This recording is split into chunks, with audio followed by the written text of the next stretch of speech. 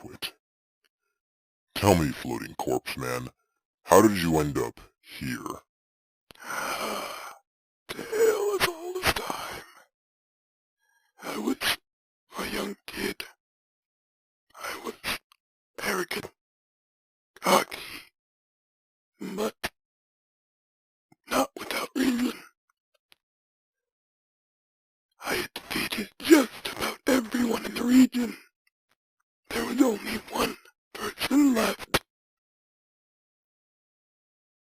The venture up the mountain is not bad at first, until I reached the summit.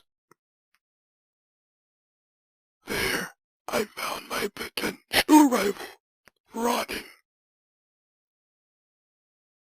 Before I could figure out that I was in danger, it was already too late. My skin began to peel. My allies began dropping, and before I knew it, I died. Now a walking specter, I roamed, I drifted, until I found my way here. And now, this is where I reside. I see. Well, in the meantime, I shall keep you company until the doctor arrives.